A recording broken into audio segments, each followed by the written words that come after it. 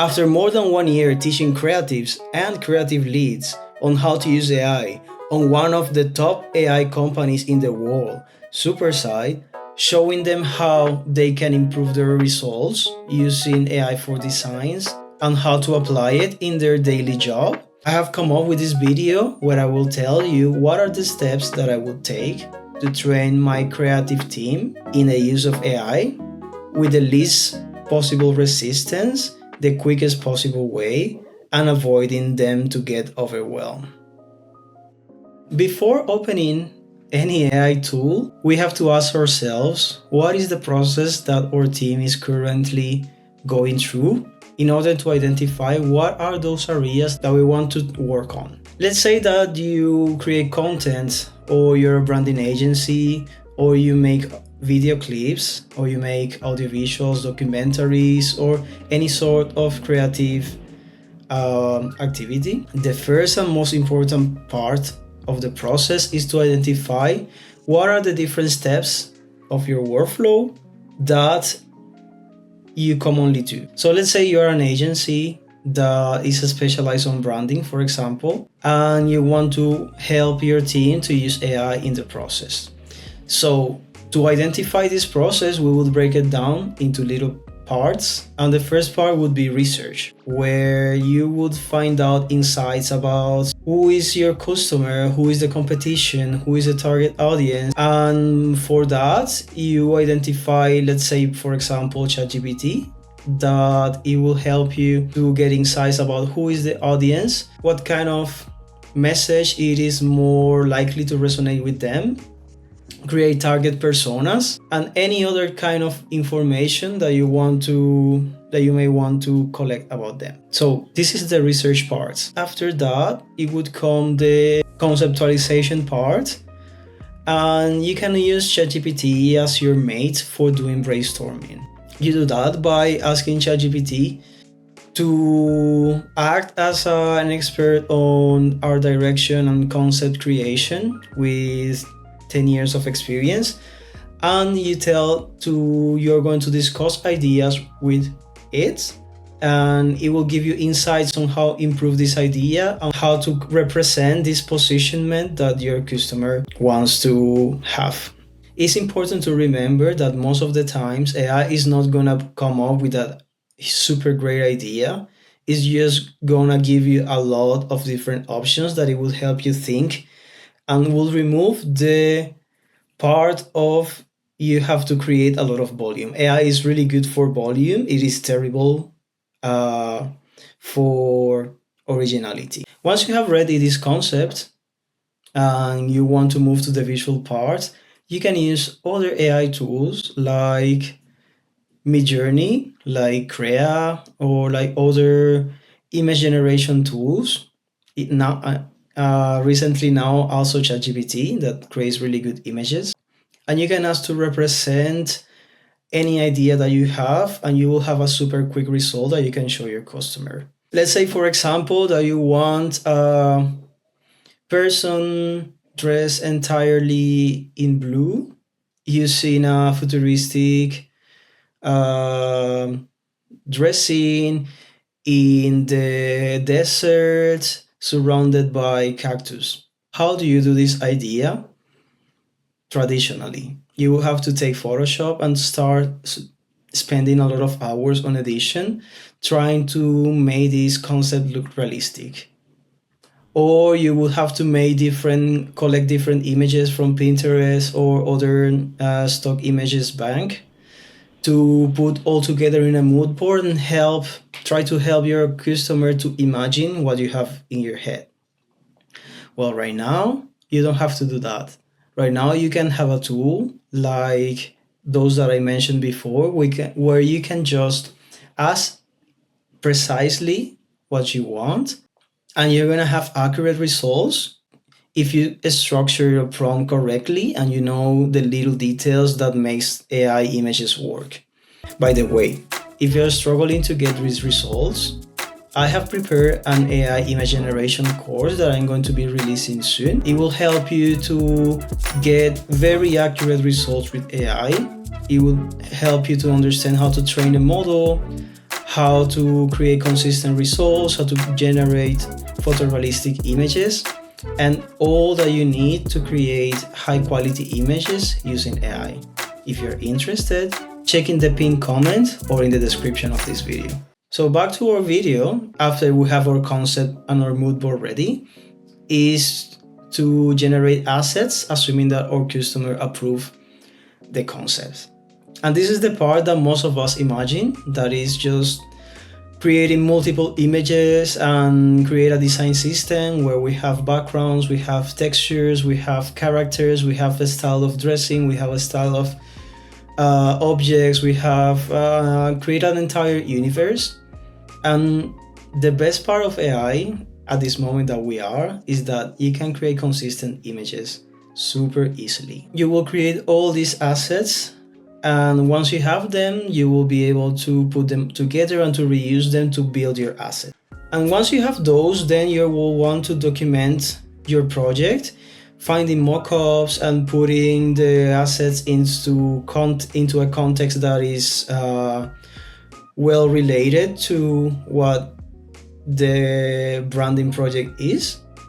And for all of that, you can use AI. Once you know that, now you can select the right tools. And all that before even showing your team anything. This is just the job that you have to do yourself in order to only teach your team what are the best tools for doing what they want to do. So you have these areas identified and you have selected the best tools. What I would do is to gather the team and present them 2 or 3 tools, maybe not that much, so they don't feel overwhelmed.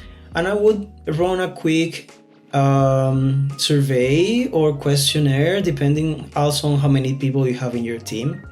If you have 20 people, 15 people, it's okay to ask like just a simple question in a meeting, like how many of you have used this tool before, or how have you been using this tool if you had seen it before, and gather information about what level of expertise they have using these tools that you know already that are the best for developing the work that you are going to do.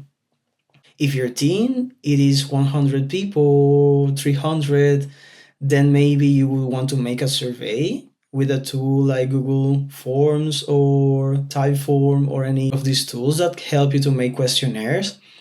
And you will ask these kind of questions as well. So you know how much time you have to invest on training your team, what kind of strengths they have, and where are the weaker areas that you need to put the most emphasis.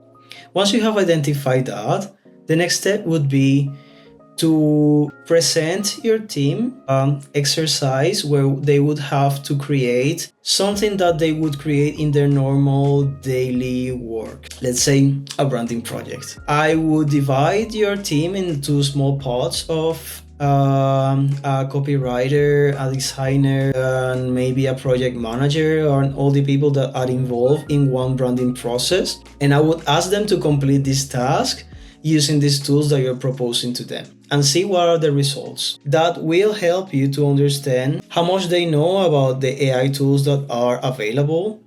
Because one thing is to know that the tool exists, but other is to know how you can use the benefits of the tool to solve their daily problems at work. So by doing this, you will be measuring what is the level of problem solving skills that your team has and how much guidance they need on their training. If you see that your teams, it is getting like 6 out of 10, 5 out of 10 of the results that you would like to have, then you know that maybe they need a more guided training.